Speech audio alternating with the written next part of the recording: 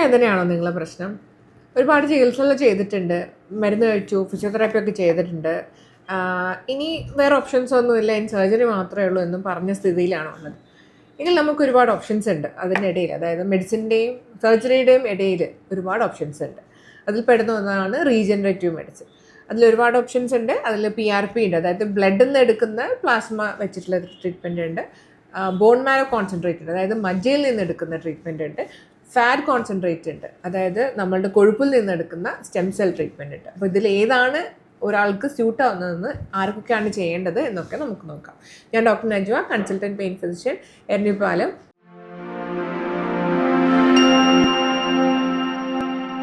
അപ്പോൾ എന്താണ് regenerative medicine? ഇത് നിങ്ങൾ മുന്നേ കേട്ടിട്ടുണ്ടാവും. പ്ലാസ്മ തെറാപ്പി എന്നും പ്ലേറ്റിൽ റിച്ച് പ്ലാസ്മ തെറാപ്പി ഒക്കെ ഒന്ന് കേട്ടിട്ടുണ്ടാവും. അതായത് നമ്മളുടെ രക്തത്തിൽ തന്നെയുള്ള ഒരുപാട് റീജനറേറ്റ് ചെയ്യാൻ സഹായിക്കുന്ന കോശങ്ങളുടെ ഒരു കോൺസെൻട്രേറ്റ് ഫോം നമ്മളുടെ ജോയിൻസിലേക്ക്, തേയ്മാനം വന്ന കോശങ്ങളിലേക്ക്, ജോയിൻറ്റുകളിലേക്ക്, മസിലിൻ്റെ വള്ളികളിലേക്ക്, ലിഗമെൻസിലേക്കൊക്കെ ഇഞ്ചെക്ട് ചെയ്യുമ്പോൾ അവിടെ ഒരു പുതിയ തരം കോശങ്ങൾ ഉണ്ടാവുകയും അത് റിപ്പയർ ചെയ്യപ്പെടുകയും ചെയ്യും. ഇതിനാണ് റീജനറേറ്റീവ് മെഡിസിൻ എന്ന് പറയുന്നത്.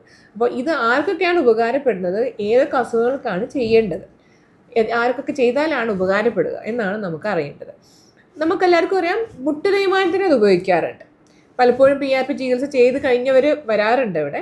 അപ്പോൾ നമ്മൾ ചിലപ്പോൾ അവർക്ക് തിരിച്ച് വന്നിട്ടുണ്ടാവും, പെയിൻ തിരിച്ച് വന്നിട്ടുണ്ടാവും, സ്റ്റിഫ്നെസ് വന്നിട്ടുണ്ടാവും, 2-3 വർഷമൊക്കെ കിട്ടി, ഇനി എന്താണ് ചെയ്യേണ്ടതെന്നും ചോദിച്ച് വരാറുണ്ട്.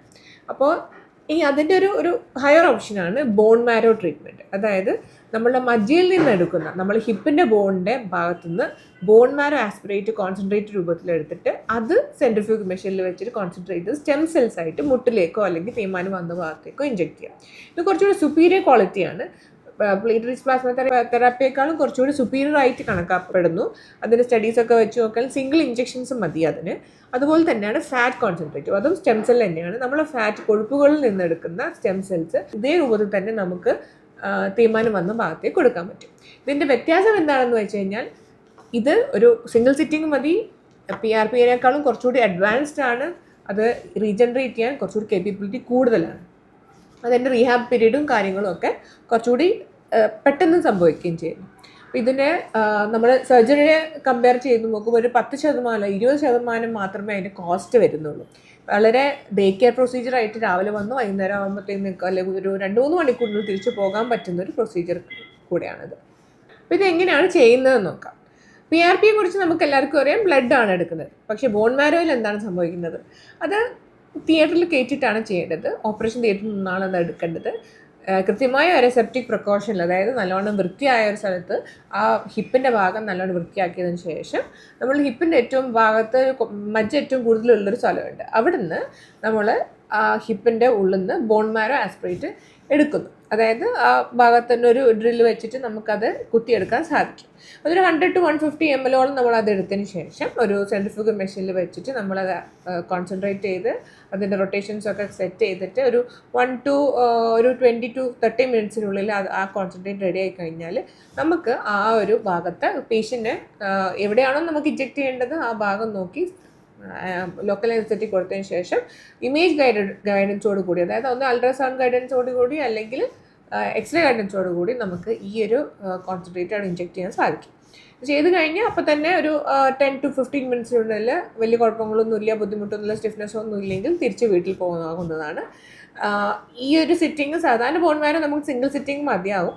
ഇൻ കേസ് എന്തെങ്കിലും റിക്കറൻസ്, എന്തെങ്കിലും ബുദ്ധിമുട്ടോ സിംറ്റംസ് ഇനി മാറണമെന്നുണ്ടെങ്കിൽ നമുക്ക് സെക്കൻഡ് സിറ്റിംഗ് ആയിട്ട് കൊടുക്കുകയും ചെയ്യാം. അപ്പോൾ ഇതിന് ശേഷം റീഹാബ് ചെയ്യണം, അതായത് ഫിസിയോതെറാപ്പി എക്സസൈസും കാര്യങ്ങളൊക്കെ ഒരു 2 weeks കഴിഞ്ഞാൽ സ്റ്റാർട്ട് ചെയ്യണം. എന്നിട്ട് വേണം പേഷ്യൻ്റെ ബാക്ക് ടു നോർമൽ ആക്കി കൊണ്ടുവരാൻ. അപ്പോൾ ഇതിന് ചിലവ് പൊതുവേ സർജറിയെ സംബന്ധിച്ചിടത്തോളം നമുക്ക് വളരെ കുറഞ്ഞ ചിലവ് മാത്രമേ ഉണ്ടാവുകയുള്ളൂ. മാത്രമല്ല PRPയേക്കാൾ കുറച്ച് ചിലവ് കൂടുതലാണ്, കാരണം അതിൻ്റെ എടുക്കുന്ന കിറ്റും കാര്യങ്ങളൊക്കെ കുറച്ച് ചിലവുള്ളതാണ്. ഇത്തരത്തിലാണ് ഇതിൻ്റെ ഡിസ്ക്രിപ്ഷൻ വരുന്നത്. അപ്പോൾ മുട്ടിന് സർജറി ചെയ്യുന്നതിന് മുന്നേ നമ്മൾ 4 വട്ടം ചിന്തിക്കുക. എൻ്റെ മുട്ടിൻ്റെ സർജറി ചെയ്യാൻ മാത്രം പ്രശ്നങ്ങളുണ്ടോ, അതിന് സമയമായോ എന്ന് ചിന്തിച്ചതിന് ശേഷം നമുക്കതിനു വേണ്ടി മുതിര. തീർച്ചയായും ഗ്രേഡ് 4 വിത്ത് ഒരുപാട് വളവുകളൊക്കെ ഉള്ള മുട്ടിന് സർജറി തന്നെയാണ് ഓപ്ഷന്. പക്ഷെ അതിന് മുന്നേ ഇങ്ങനെ ഒരു ഓപ്ഷൻ ഉണ്ടെന്നും കൂടെ മനസ്സിലാക്കുക. അതിൻ്റെ സ്പെഷ്യലിസ്റ്റ് ഡോക്ടേഴ്സിൻ്റെ അടുത്ത് പോയിട്ട് അതിന് ചികിത്സ നേടുകയും ചെയ്യുക. ഇത്തരത്തിലുള്ള മറ്റൊരു വീഡിയോയുമായി വീണ്ടും വരാം. നന്ദി.